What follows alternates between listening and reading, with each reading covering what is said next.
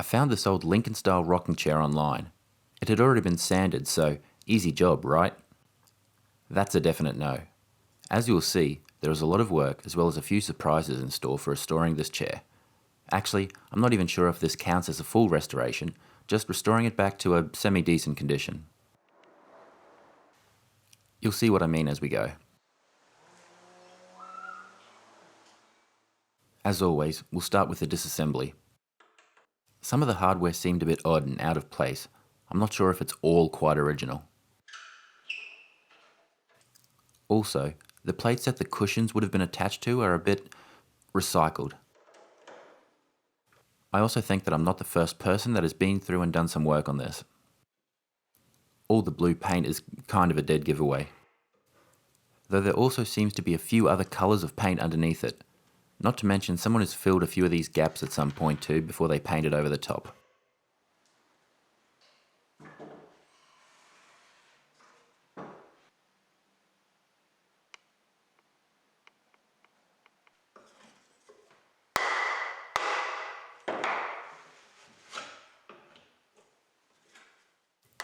This piece was pretty firmly stuck in there, so I decided to quickly make some wooden wedges to make it a bit easier to get out without damaging the underlying wood.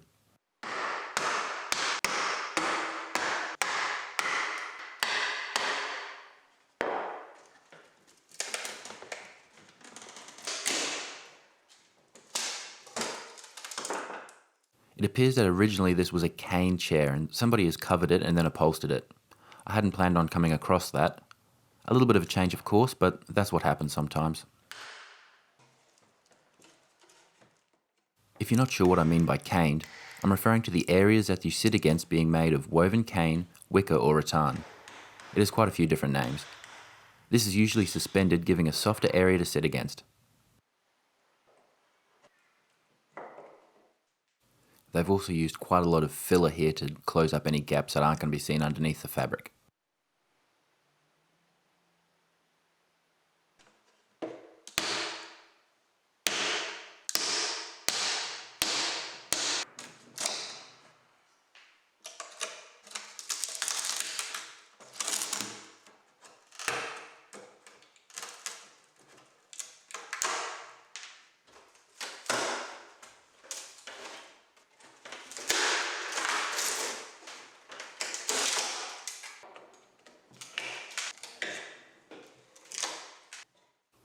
This part is coming out completely because it's definitely not original, mainly because it's missing the track for the cane to be pressed into.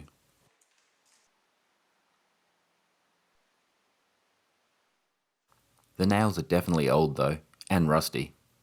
Also, hiding a few secrets, a bit of the old material that would have been used.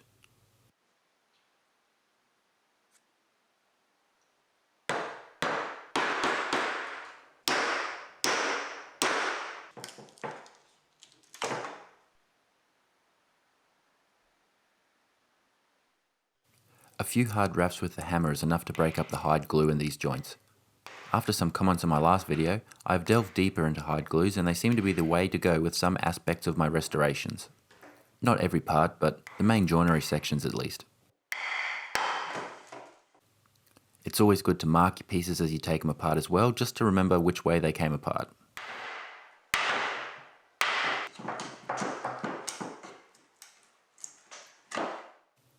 I'm finding this blue paint everywhere. I thought I had broken pieces at times, but the blue paint is inside all the cracks. This tells me that this has been broken for a while, so it was likely inevitable that they were going to come apart.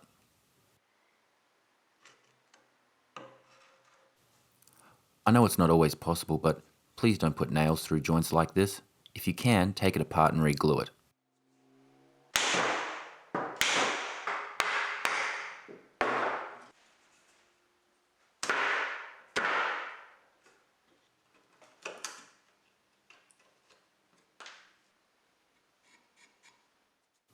Someone has also managed to get a bit of glue into this joint to try and bring it back together, which is why it's broken like this.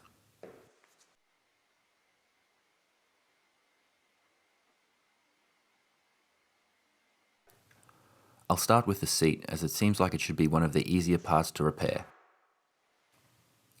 It seems that way, but pretty much every joint has had a nail forced into it at some point.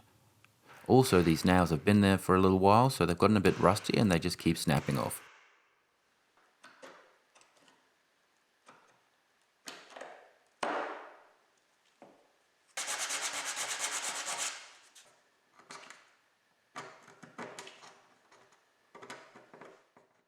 Kind of like a painful puzzle here.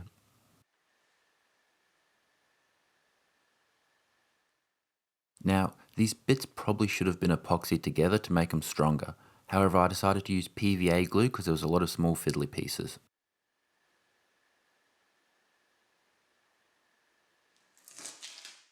I wasn't going to use PVA for the joint as well later on, but it's all I had on hand until I got myself some hide glue.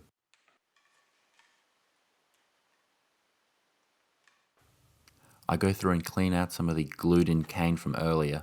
There is a special chisel for this, but I don't have one. I'm also removing all the original dowels to make some stronger ones later on. I'm also going to check the general alignment and go through and hide any nails that need getting rid of. To do that, I'll use this nail punch. Basically, you sit the little cup on the end over the part you want to send into the wood and start tapping.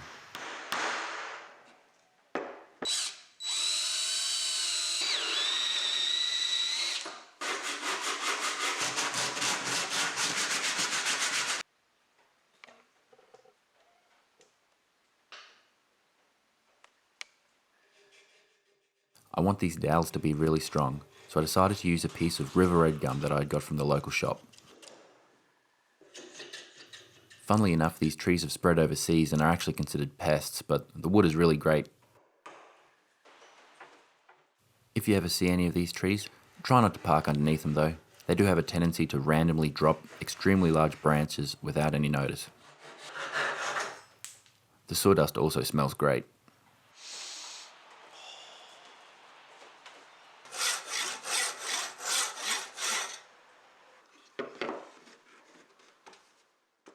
More weird things as well. Why would you cut a dowel hole right exactly where the track for the cane is meant to go?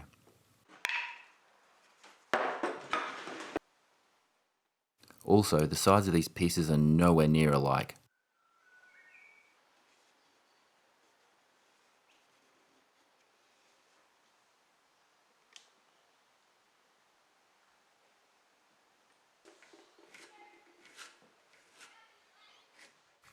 I compare them each other and mark them out, and then use hand tools to get them close to the same size. If possible, I would have preferred to use a spoke shave, but I don't have one handy at the moment, so I'll have to use my electric router.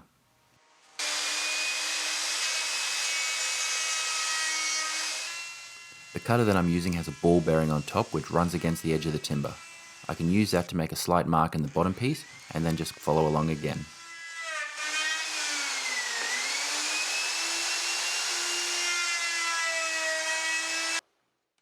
You can see here why I say I can't restore it to a full original finish. This chair would have had original saw marks all over it, from the original tooling like the bandsaws. However, everything has been sanded back so much that the majority of these marks are gone.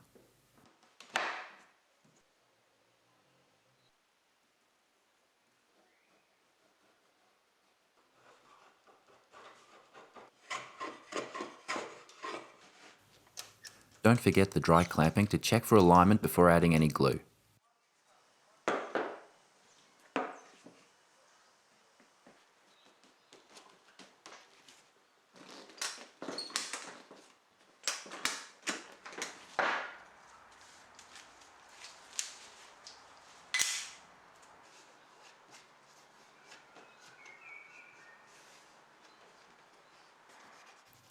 These arms are in pretty good shape overall, but the weird patterning on the side is strange to see.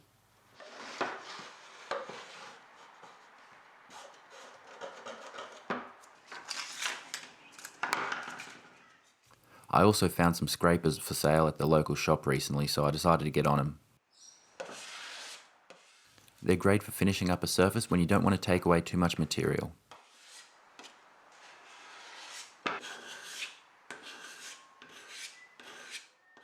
I can also see that it's been broken at some stage and repaired, but at least they put a dowel through to strengthen everything back up.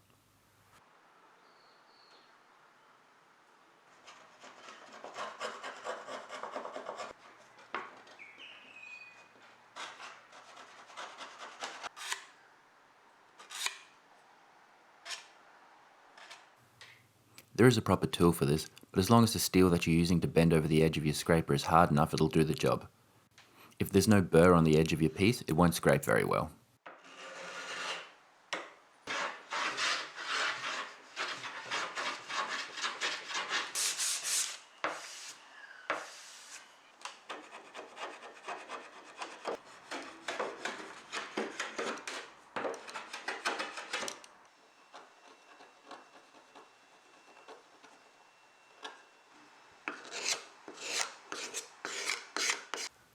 I just want to take a moment to thank everybody for sharing my hobby of fixing old things up.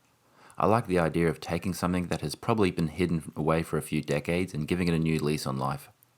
I know that my work is not the most professional, but it makes me happy seeing all the encouraging comments. I've also received a lot of great advice from people, so keep it coming.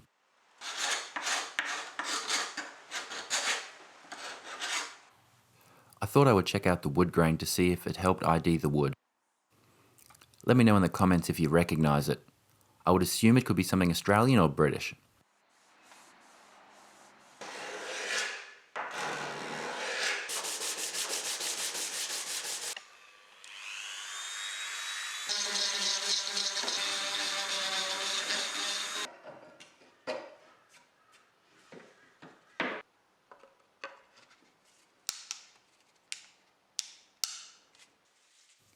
I'm using my strap clamps here to get everything together nice and tight. I need to see where these joints would have originally sat, or at least figure out where they're going to sit in the future. These did break a little bit while they were coming out, but there's very little original timber left in there. Again, this has kind of happened around the time that everything was painted this blue colour. This Queensland maple is fairly close in colour, so I'm going to use that to restore some parts.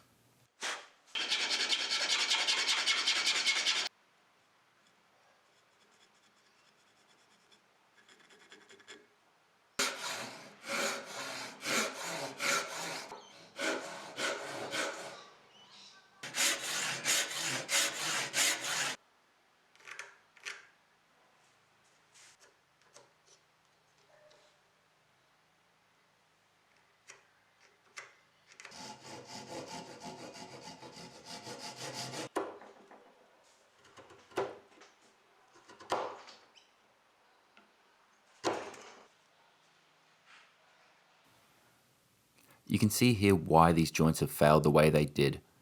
They split along the grain line. You can see that the grain should be running parallel to the edges of the tenon. Instead, because of the way this piece has been made, it's actually been run at a bit of a funny angle. I will aim to glue the new timber so that it is actually 90 degrees from the shoulders of the joint.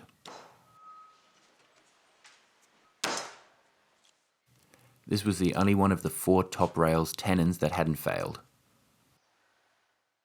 I use a 2-part epoxy here to glue the pieces in place, and then I'll cut them down to a better size.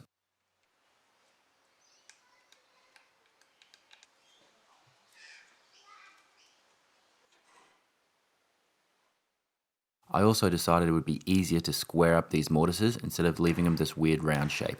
It almost looks like they would have been made for dominoes, but that could give me an indication of when this piece was made.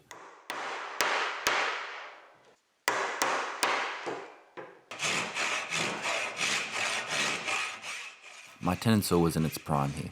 It's always good to have a few different saws on hand.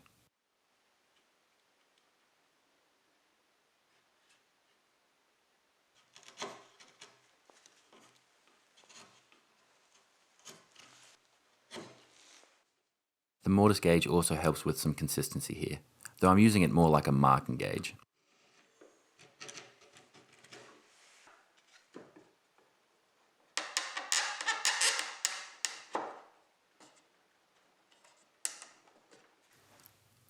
I'm using this Queensland maple again, but now I'm using it to actually fill the mortises on the stiles.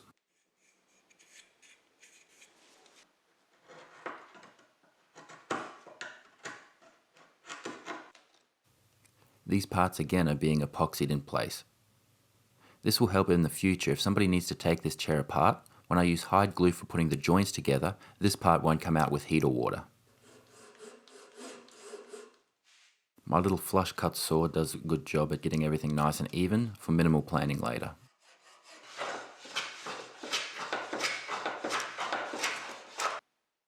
These syringes are quite handy for getting glue into the little cracks all over the place, just so they don't open up anymore.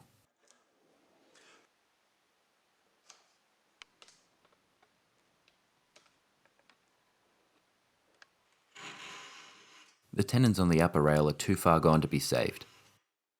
As a result, I'm going to turn them into dowel joints.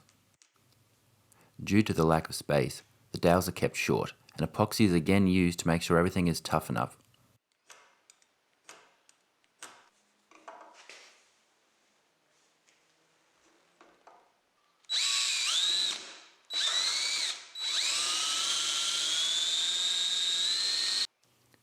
I do make mistakes every so often, a little bit too close to the edge. It's lucky I'm going to use epoxy to hold these in place. Now to make sure the other side lines up properly, I use dowel pins. These little metal spikes will help mark out exactly where the center of the dowels need to go. The little mark that they leave will give me the exact right point for my brad point drill bit to sit to ensure that I'm being accurate. The collar helps ensure I go to the correct depth.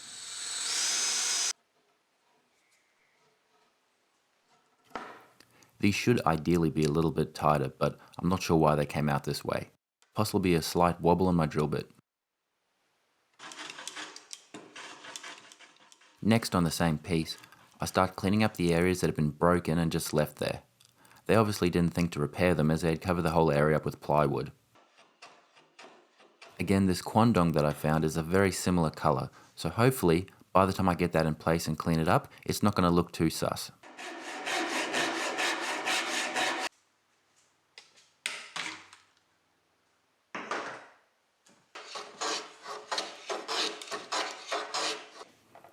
I don't really have any reference to go from, so I kind of just eyeball where I feel like it naturally should go.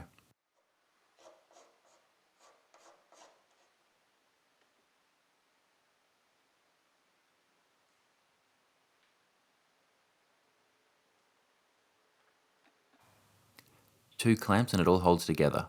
Not a bad sign.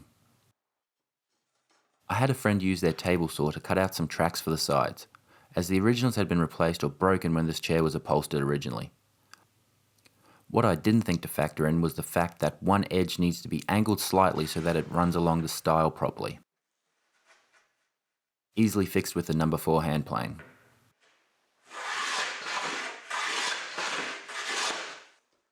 And this is how I makeshift a wood vise. Works surprisingly well, but I will need to get a proper upgrade one day when I can afford it. My wood was a little bit too short, so I used a scarf joint to strongly connect the pieces. Basically, instead of just butting the joints together and gluing them, I cut an angle of about 25 degrees on each piece. This gives me far more surface area to allow more glue and more contact.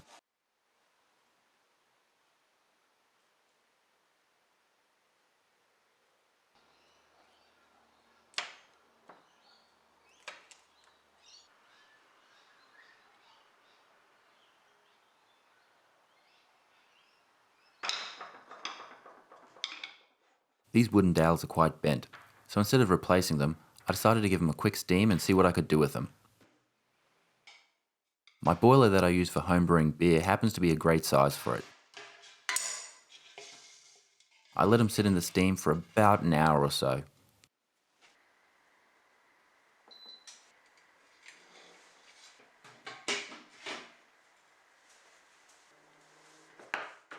While I wait for my pieces to cook, I decide to have a look at these parts here and give them a trim to make sure that they fit properly.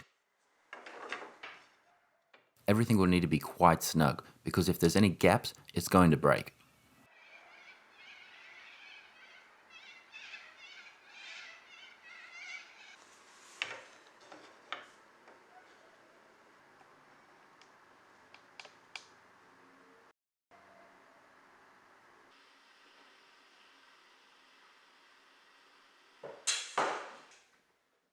They actually bend quite easily at this point. They're a little bit softer than I expected, so the clamps do leave some little marks which I sand off later on. I picked up these quick clamps recently and they're quite handy, not only for holding stuff together easily, but did you know that if you take one end off and put it on the other side, they're actually quite handy as spreaders? This is going to be really useful in future projects. I finally got myself this hide glue, and what can I say, it's actually pretty dang good. It is an animal-based product, so it does have a shelf life, but it seems to be pretty good so far.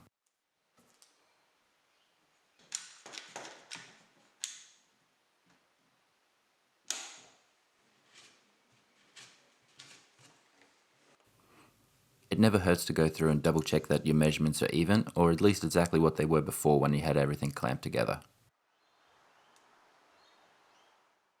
For the best results with this hide glue, you need good clamping pressure and it needs to be even throughout. I started off with the clamps, but I was finding I had some little gaps still.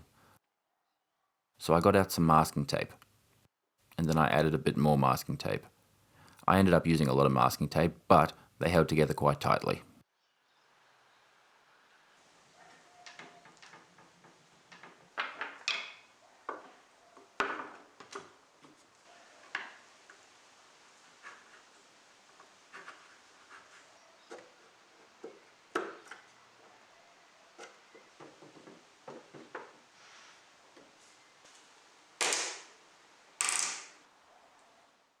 Stepping back to have a look at everything and to see how even it is, I can see that these rockers are slightly off from side to side. Cleaning these joints at the back of the chair should help a little bit, but at this stage I don't think there's too much I can do about it.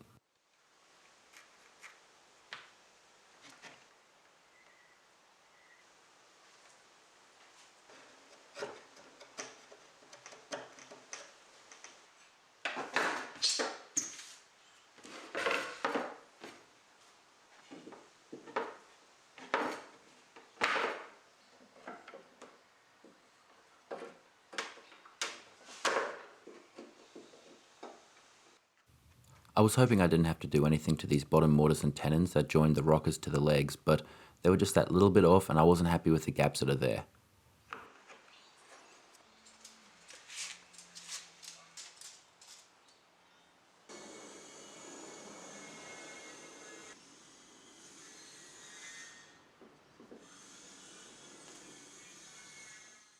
This liquid hide glue cleans up pretty easily with a bit of water, so make sure you've got a wet rag nearby if you're using any. I also really like the consistency of this. It's kind of runny, but not too runny. It just stays where you want it.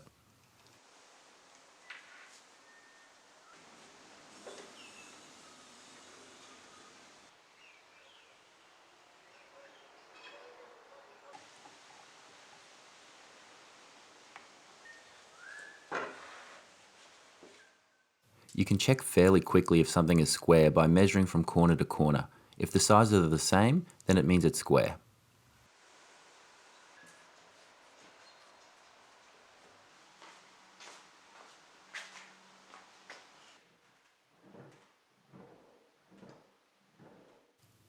I thought I had gotten all the glue, but there was just a few little runs.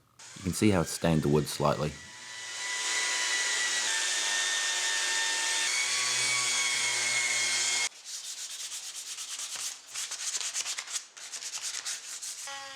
I used my Dremel to clean out the grooves a little bit more, and also to get rid of the dowels that had actually gone into the grooves that were made for the cane. I also took the chance to get any filler out of these holes.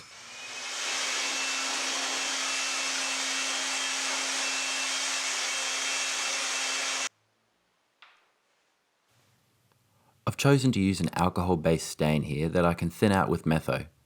It's important to test it out on an offcut to ensure that the colour is correct. This is very much a one-way process. I don't know what the original colour of this chair would have been, but one of the earlier paint colours I found was a reddish brown, so hopefully there is some link there. Also, don't forget to wear gloves. The stuff is called stain for a reason.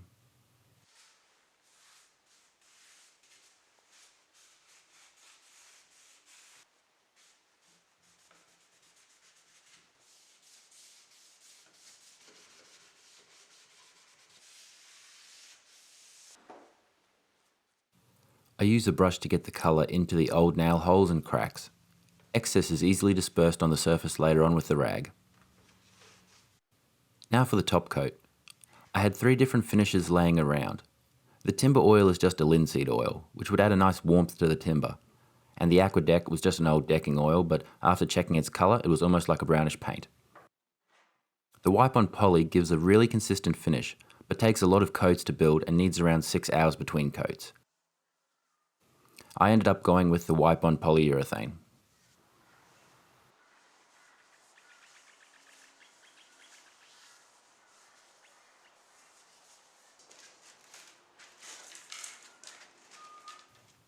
This is my first time using cane on a chair.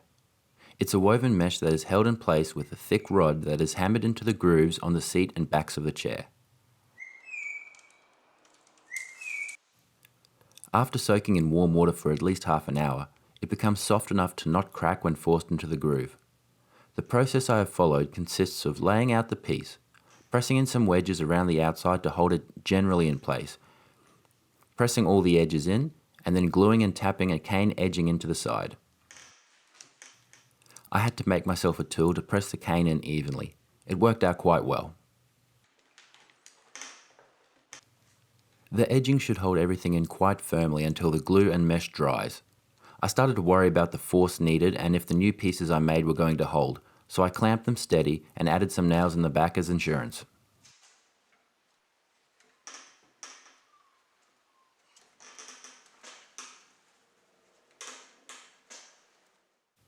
Honestly, for a first time, I'm quite happy with it.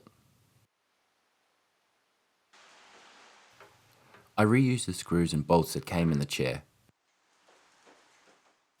I liked the aged finish, so I gave them a bit of wax before assembling and reattaching the arms. And there we go. This was a much more involved repair than I thought it would be in the beginning.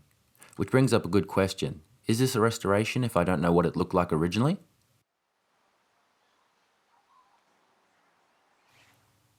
I've saved this for the end as well. I left the underside of the chair with the saw marks and the parts of the original old paint. Worst case scenario, maybe in the future, somebody can figure out how it should have looked and get it back to that state. Anyways, would you have done anything different? Let me know in the comments below. And as always, catch you next time.